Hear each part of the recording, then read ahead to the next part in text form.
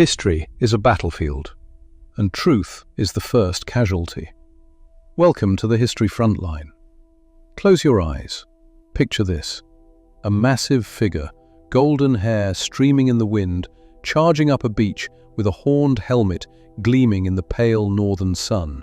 Axes swing, shields clash, fire consumes a monastery. The savage Northmen have arrived. Now, open your eyes. Because almost everything you just imagined is a lie. That horned helmet never existed. The savage barbarian, a farmer who moonlighted as a trader. The mindless violence, strategic warfare executed by some of the most sophisticated naval engineers of the medieval world. For over 1,000 years, we've been fed a carefully constructed myth about the Vikings, crafted not by historians, but by Victorian romantics, Hollywood producers, and medieval Christian propagandists who had every reason to paint these people as monsters. Tonight, we're stripping away the fantasy. We're going beyond the axe to discover who these people really were. And I promise you, the truth is far more fascinating than the legend. The word Viking itself is where the deception begins. It's not a race, it's not an ethnicity, it's a verb. To go Viking meant to go raiding, to seek fortune across the seas. It was an occupation, a seasonal job, like harvest work or fishing. The men we call Vikings called themselves Danes, Norwegians, Swedes, Norsemen. They were Scandinavian farmers who, for 3 brutal centuries, between 793 and 1066, transformed themselves into the most feared maritime force the world had ever seen. But why? What drives a farmer to become a pirate? The answer lies in the land itself. Scandinavia in the 8th century was a harsh mistress. Winters stretched endlessly. The growing season was brief and unforgiving. Arable land was scarce, locked between mountains and fjords. Population pressures mounted. Primogeniture laws meant that only the eldest son inherited the farm. Younger sons faced a brutal choice: scrape by as laborers or seek their fortune elsewhere. Then there was the climate. Around 750, something shifted. Temperatures rose slightly during what historians call the medieval warm period. This warming opened new sea routes. Ice that had blocked northern passages began to retreat. Suddenly, the ocean became a highway, and these desperate younger sons realized they possessed something invaluable: shipbuilding knowledge passed down through generations. But before we talk about where they went, we need to address the elephant in the longhouse: those horns. The horned helmet myth was born in 1876, when costume designer Carl Emil Doppler created costumes for Wagner's opera Der Ring des Nibelungen. He wanted something dramatic, something primal. He borrowed imagery from Celtic and Bronze Age cultures, slapped horns on helmets, and a stereotype was born. Within decades, every illustration, every story, every children's book depicted Vikings with horns. The reality? Archaeological evidence shows us exactly 0 horned helmets from the Viking Age. Think about it logically. In close-quarters combat, horns on your helmet give your enemy something to grab, something to twist your head with, something to kill you with. Vikings were warriors, not idiots. Their helmets were simple, effective, conical designs made from iron. Some had nose guards, none had horns. This matters because it reveals how easily mythology replaces history. The horned helmet became shorthand for barbarism, for otherness, for everything civilized Europe was not. It made the Vikings into caricatures, and caricatures are easy to dismiss. But these were real people who changed the course of Western civilization. They discovered America 5 centuries before Columbus. They served as the emperor's personal guard in Constantinople. They established trade routes from Baghdad to Dublin. They founded cities, shaped languages, and left their DNA scattered across half the planet. And it all started with a boat, the longship. If the Vikings had a superweapon, this was it. Not the axe, not the sword, the ship. Imagine trying to defend medieval England. You've posted guards along the coast, you've fortified the ports. You feel reasonably safe because you know that any invasion force needs deep water harbors to land their vessels. You know they're coming from hundreds of miles away, giving you time to respond. Then one morning, fog rolls in from the sea. By the time it clears, your monastery, 40 miles inland, accessible only by a shallow, winding river, is ablaze. The treasures are gone, the monks are dead or captured, and the raiders have vanished like ghosts, their ships already swallowed by the mist. This was the Viking terror, and it was made possible by revolutionary naval engineering. The longship's design was deceptively simple, but devastatingly effective. The hull was clinker-built, with overlapping planks that created a flexible, lightweight structure. This flexibility allowed the ship to ride waves rather than fight them, making it incredibly seaworthy, even in the brutal North Atlantic. But the real genius was the draft, the depth of the hull below the waterline. A fully loaded Viking longship drew only about 3 feet of water. 3 feet. A modern yacht draws more than that.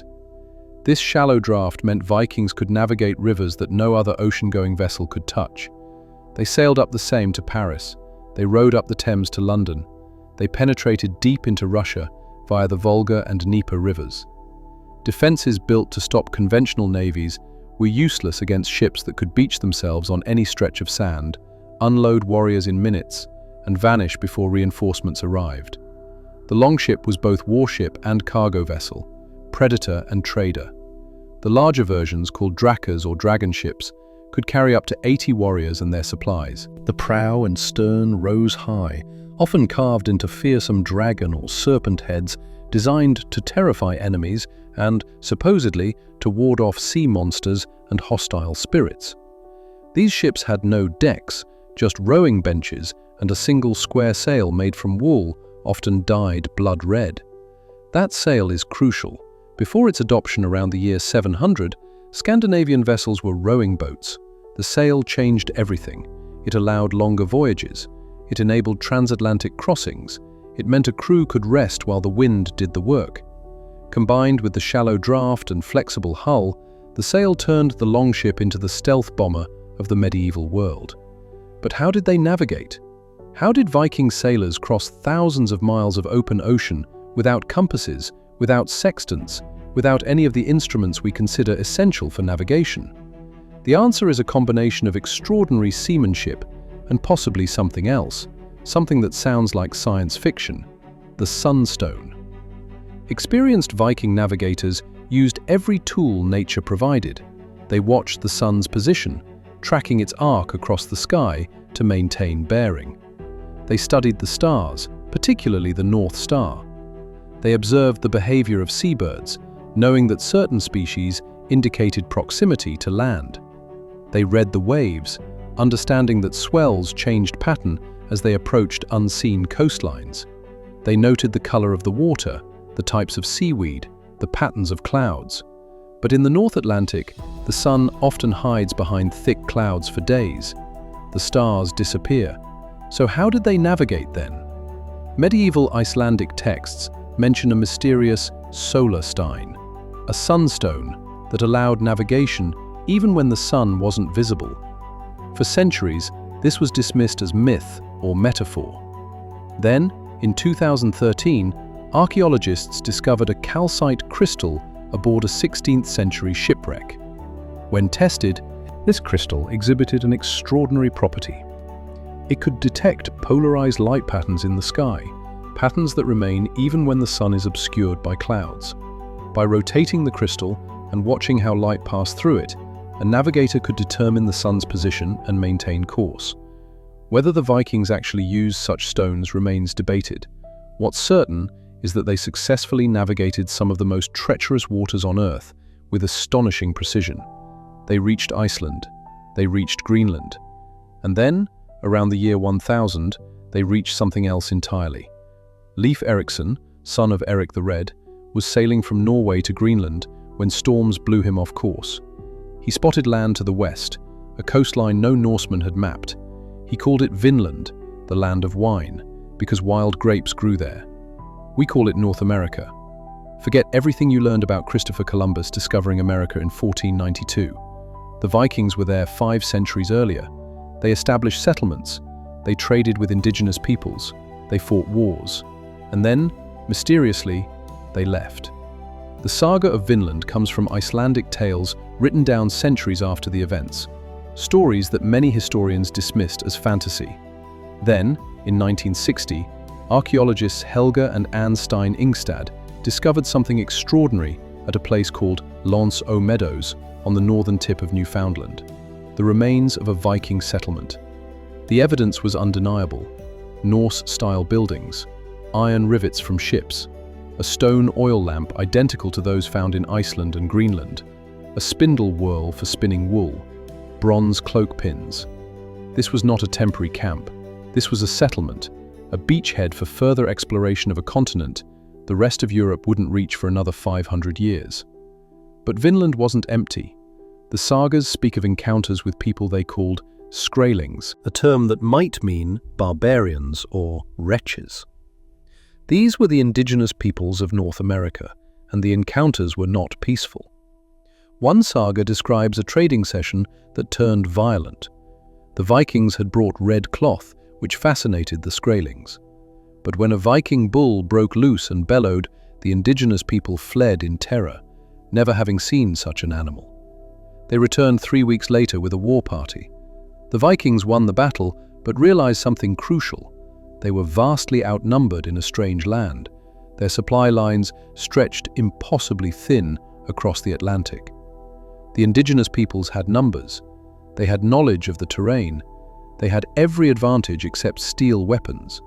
And, unlike in Britain or Ireland, where Viking raids could strike divided kingdoms and vanish before organized resistance formed, here in Vinland, the opposition was immediate and determined.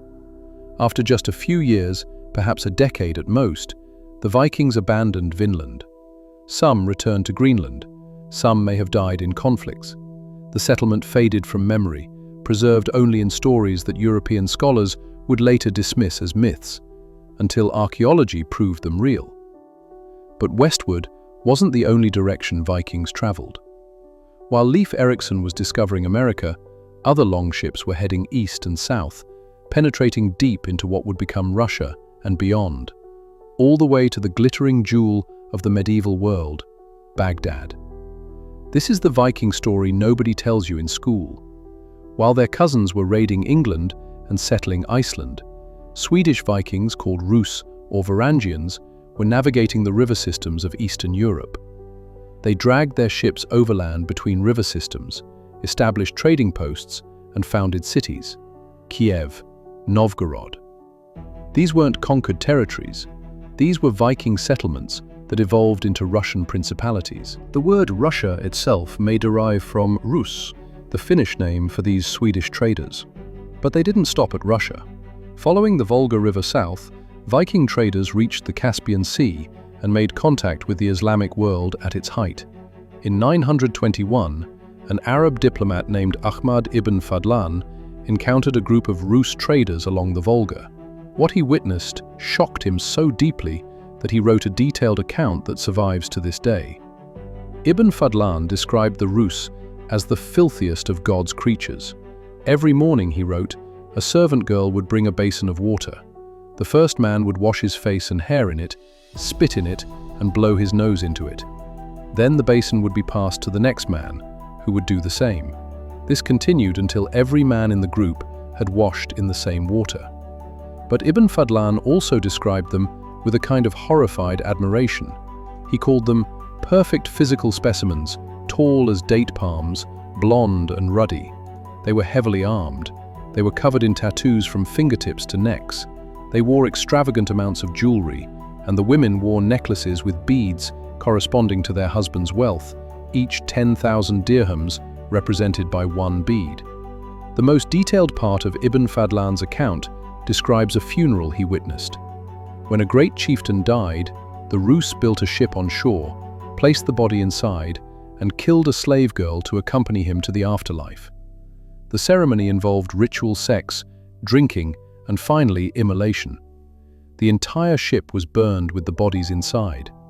Ibn Fadlan was horrified by the barbarity, but he was also a sophisticated observer who understood he was witnessing a culture utterly alien to his own. The Vikings weren't just traders passing through.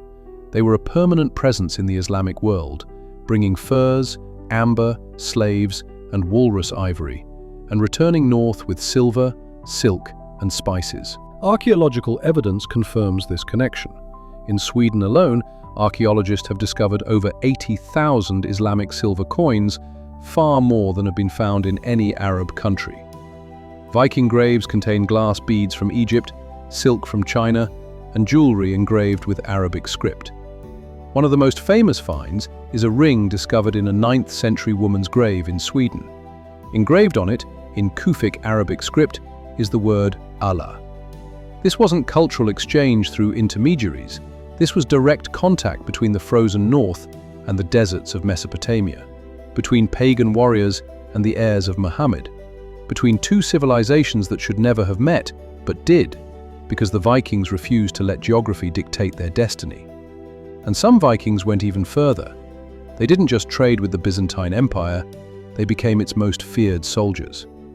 Constantinople, the city the Vikings called Miklagard, the Great City, was the largest, richest, most sophisticated urban center in the Christian world. Its wealth was legendary, its defenses were formidable, and its emperors faced a unique problem. They couldn't trust their own people. Byzantine politics were a knife fight. Emperors were routinely assassinated by ambitious generals, poisoned by scheming courtiers, or overthrown by palace coups. The imperial guard, composed of native Greeks and Armenians, was thoroughly infiltrated by various factions. An emperor needed bodyguards who had no stake in Byzantine politics, no local alliances, no family connections that could be exploited. They needed outsiders, they needed foreigners, they needed Vikings. Sometime in the late 10th century, Emperor Basil II formed the Varangian Guard, an elite unit composed primarily of Norse warriors. The deal was simple: serve the emperor with absolute loyalty, and you'll be paid in gold, granted privileges, and given a share of plunder when the army goes to war. When an emperor died, the Varangians were allowed to enter the treasury and take as much gold as they could carry. This was called the palace plunder. For a Viking warrior, this was paradise. Steady pay, prestige, adventure, and the chance to become wealthy beyond imagination. Young men from Scandinavia flocked to Constantinople to join the Varangian Guard. They served with fanatical loyalty because the emperor was the source of their wealth and power. They had no reason to betray him and every reason to protect him. The most famous Varangian was Harald Hardrada, who would later become King of Norway. As a young man, Harald fled Norway after his half-brother was killed in battle. He made his way to Constantinople and joined the Varangian Guard. Over the next decade, he fought across the empire, from Sicily to Bulgaria to Jerusalem. He grew rich, he grew powerful, he grew legendary. Byzantine sources describe Harald's exploits, capturing 80 Arab strongholds, deceiving enemy cities with elaborate ruses, and burning enemy fleets. When he finally returned to Norway in 1042, he brought enough gold to buy himself a kingdom. 13 years later, he would die trying to conquer England at the Battle of Stamford Bridge. But that's a story for later. The Varangian Guard lasted for centuries, protecting emperors through war and peace. They became so famous that Viking warriors considered service in the Guard the pinnacle of martial achievement. And they left their mark on history in the most Viking way possible. In the gallery of the Hagia Sophia, the grandest church in Christendom, a UNESCO World Heritage Site visited by millions, there's a piece of graffiti scratched into the marble balustrade in runic letters. A bored Varangian guard carved his name for eternity. Halfdan was here. Halfdan was here. In the heart of the Byzantine Empire, in the greatest church of the age, a Viking warrior left proof that he existed, that he mattered, that he had stood in this place. It's a small act of vandalism that speaks volumes about the Viking presence in the medieval world. They weren't just raiders from the frozen north, they were imperial guards, international traders, explorers, and mercenaries who operated on a scale that spanned continents. But who were these people beyond the warriors? What about the women? What about the slaves? What about the society that produced these seafarers? Let's talk about what popular culture gets wrong about Viking women, and then let's talk about what it gets horrifyingly right about Viking slavery. The image of the shield maiden, the female warrior who fights alongside men, has become iconic. From Lagertha in the sagas to Brienne of Tarth in fantasy fiction, the woman warrior has captured modern imagination. But did shield maidens actually exist? For decades, the answer from mainstream archaeology was a firm no. Sure, the sagas mentioned female warriors, but sagas were myths, stories, exaggerations. Then, in 2017, everything changed. In 1880, archaeologists in Birka, Sweden, had excavated a high-status grave labeled BJ 541. The occupant was buried with a full complement of weapons: a sword, an axe, a spear, armor-piercing arrows, and a battle knife. Near the body were 2 horses and a full set of gaming pieces, suggesting this person was a tactical expert, possibly a commander. For over a century, everyone assumed this was a male warrior. Then researchers conducted DNA analysis. The skeleton was female, not ambiguous, not uncertain, chromosomally, genetically female. A woman had been buried with weapons and honors reserved for high-ranking warriors. The backlash was immediate. Critics argued she was buried with her husband's weapons, that the weapons were symbolic, that she was a ritual figure, not a real warrior. But the evidence kept mounting. The skeleton showed signs of extensive horseback riding. The burial was too elaborate for a symbolic gesture. The gaming pieces suggested strategic knowledge. Was she Lagertha come to life? We'll never know her name, but she existed, and she wasn't alone. Other potential female warrior graves have been identified across Scandinavia. Not many, but enough to suggest that while rare, women warriors did exist in Viking society. But here's what's actually revolutionary about Viking women. They didn't need to be warriors to have power. In medieval Christian Europe, women were legal property, first of their fathers, then of their husbands. They couldn't own land, they couldn't divorce, they couldn't testify in court. But in Viking society, women held rights that wouldn't become common in Europe for another 1,000 years. A Viking woman could own property in her own name. She could inherit land. She could divorce her husband if he was cruel, if he was unfaithful, or simply if she was unsatisfied. She managed the household finances, and, when her husband went Viking, she ran the entire farm, making economic decisions that could mean the difference between prosperity and starvation. The keys became a symbol of this power. A married woman wore a distinctive oval brooch from which hung the household keys. These weren't symbolic, they were real keys to the locked chests and storerooms that held the family's wealth. When a woman was buried, she was often buried with her keys, a mark of the authority she held in life. Women could be merchants, trading in their own right. They could be religious leaders, serving as priestesses of the old gods. They could be poets and runecasters, roles that carried significant status. A woman named Freydis Eiriksdottir led an expedition to Vinland, according to the sagas, and personally killed 5 women with an axe when the men in her crew refused to. Viking women weren't equal to men by modern standards, but they had legal and economic rights that medieval Christian women couldn't dream of. And that terrified the Christian writers who documented Viking raids. They portrayed Viking women as masculine, unnatural, dangerous, because female autonomy challenged the entire feudal structure. But before we romanticize Viking society too much, we need to confront its darkest element: slavery. The Vikings didn't just raid for gold and silver, they raided for people. The Norse word was thrall, and thralls were the foundation of the Viking economy. Every successful raid brought back slaves. Irish monks, English peasants, Frankish villagers, Slavic tribes, whose very name gives us the word slave. Thralls were property, with no rights whatsoever. They could be bought, sold, traded, or killed at their owner's whim. They did the back-breaking work that freed Viking farmers to go raiding or trading. They were sacrificed at funerals to accompany their masters to the afterlife, and they were traded across vast distances, sold to Arab merchants who shipped them further east into the Islamic world. The Dublin slave market was one of the largest in medieval Europe. Thousands of people passed through it, torn from their homes, stripped of their identities, reduced to commodities. When Christian armies finally conquered Dublin in the 11th century, one of the first things they did was free the slaves and shut down the market. This is the fundamental contradiction of Viking society. Women had unprecedented freedoms, but slaves had none. The same culture that allowed a woman to divorce her husband and keep her property also allowed a master to murder a slave girl for a funeral ritual.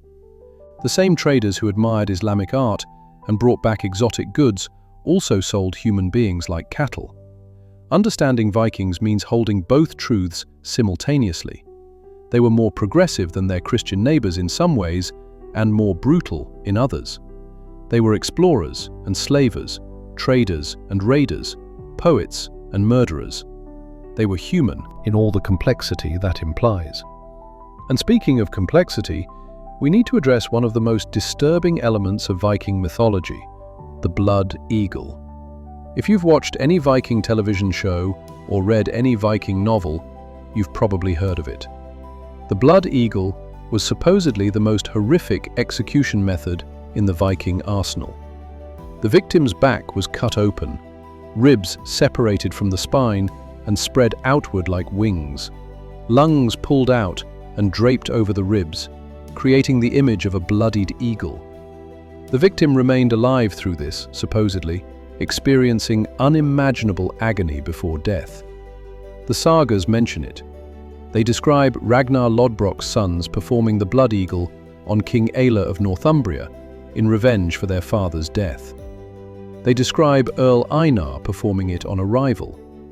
These accounts are detailed and graphic. But here's the question: did it actually happen?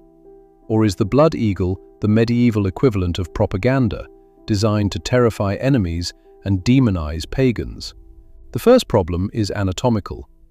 Medical experts have analyzed the described procedure and concluded it's probably impossible to perform while keeping the victim alive. The trauma would cause almost immediate death or unconsciousness. The blood eagle, as described in the sagas, requires a level of precision and the victim's continued consciousness that doesn't match physiological reality. The second problem is timing.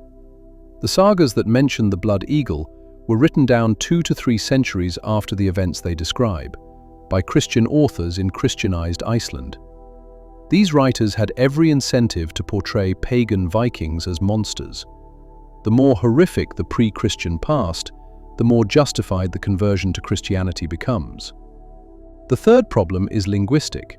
Some scholars argue that the original Norse descriptions might have been misunderstood. The phrase could refer to a specific way of laying out a slain enemy's body after death, not a method of execution. The eagle might have been carved into the back of a corpse, a grim trophy, but not torture. So, did the blood eagle exist? The honest answer is, we don't know. There's no archaeological evidence for it. The written sources are suspect. But absence of evidence isn't evidence of absence, and the Vikings were certainly capable of extreme violence. What we do know is that the Vikings understood psychological warfare. They cultivated a reputation for savagery because fear is a weapon. If your enemies believe you're capable of unthinkable atrocities, they might surrender without fighting.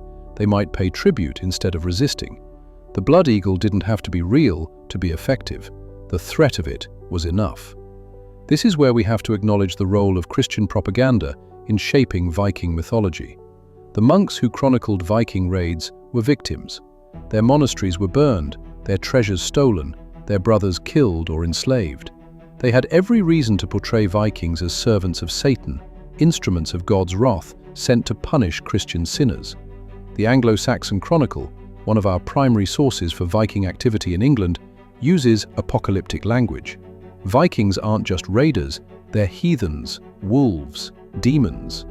When Lindisfarne Monastery was sacked in 793, the scholar Alcuin wrote that nothing like it had been seen in Britain before, that pagans have defiled God's sanctuary, shed the blood of saints around the altar, and trampled the bodies of saints like animal dung. This language served multiple purposes. It explained why God would allow such devastation. Christian kingdoms had become sinful and needed purging. It justified crusade-like responses, holy wars against pagans, and it opened wallets, as terrified nobles donated money to fortify monasteries and build defenses. But it also created a feedback loop. The more terrifying the Vikings seemed, the more willing their enemies were to pay tribute instead of fighting. The Danegeld, protection money paid to Viking raiders to make them go away, became a massive source of Viking wealth. England alone paid hundreds of thousands of pounds of silver in Danegeld over decades. It was cheaper than fighting, and it worked, until it didn't. By the early 11th century, Viking kingdoms had become Christianized. Denmark, Norway, and Sweden had converted. The pagan age was ending. Viking raiders were becoming Viking kings, settling down, building churches, minting coins with crosses on them. The transformation was nearly complete. And then came 1066. The year began with the death of Edward the Confessor, King of England, who died without a clear heir. 3 men claimed the throne: Harold Godwinson, an English earl crowned by the English nobility; William of Normandy, a descendant of Viking settlers in France who claimed Edward had promised him the crown; and Harald Hardrada, the former Varangian Guard commander, now King of Norway, who claimed the throne through old Viking treaties. 2 invasions hit England within weeks of each other. Harald Hardrada struck first, landing in northern England with a massive army. Harold Godwinson force-marched his troops north and met the Norwegian king at Stamford Bridge on September 25, 1066. The battle should have been a slaughter. Harald Hardrada was one of the most experienced commanders in Europe. His army included elite Norwegian warriors and veteran mercenaries. But Harold Godwinson caught them by surprise, before they could fully armor themselves. The saga tells of a lone Viking berserker who held the bridge alone, swinging his massive axe, killing 40 English soldiers before someone floated under the bridge in a barrel and stabbed him from below. It's probably myth, but it captures something true about the battle. Individual Viking courage against overwhelming odds. Harold Hardrada died in the battle, taking an arrow to the throat. The Viking army was shattered. The survivors fled to their ships, so depleted that the 300 vessels they'd arrived in were reduced to 24 needed to carry them home. It was the end of the Viking Age in a single afternoon. Harold Hardrada was the last great Viking king to die in foreign conquest. But the story doesn't end there. 3 days after Stamford Bridge, William of Normandy landed on England's south coast. Harold Godwinson force-marched his exhausted army back south and met William at Hastings on October 14th. Harold died with an arrow to the eye, according to tradition. William became King of England. And here's the final irony. William of Normandy was a Viking, not culturally anymore. The Normans had adopted French language, French feudalism, French Christianity. But William's great-great-great-grandfather was Rollo, a Norse raider who'd been given Normandy by the French king in 911 to stop him from raiding Paris. The Norman conquest of England was Vikings conquering Vikings, descendants of raiders establishing the dynasty that would rule England for centuries. The Vikings didn't disappear, they transformed. They became Normans, who conquered England and Sicily. They became the Rus, who founded Russia. They became the Icelanders, who preserved the sagas. They became Christian kings and English earls and Irish settlers. Their DNA spread through intermarriage across Europe. Their place names dot the map.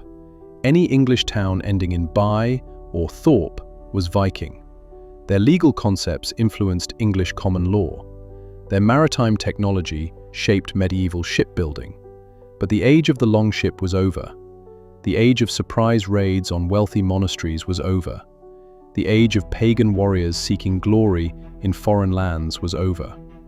What began with the sack of Lindisfarne in 793 ended at Stamford Bridge in 1066, a span of 273 years that changed the world forever. The Vikings were never the simple barbarians of myth. They were farmers and traders, poets and craftsmen, explorers and slavers, progressives and monsters, all at once. They reached America before it was discovered. They served emperors in Constantinople, They traded with caliphs in Baghdad. They founded cities from Dublin to Kiev. They left behind not horned helmets but hoards of silver, not crude savagery but sophisticated ships, not mindless violence but complex societies that challenge everything we thought we knew about the medieval world. The horned helmet was always a lie. The truth was far more interesting. The smoke may clear, but the scars remain. Thank you for joining us on the front lines. Subscribe to keep the investigation alive. This is the History Frontline, dismissed.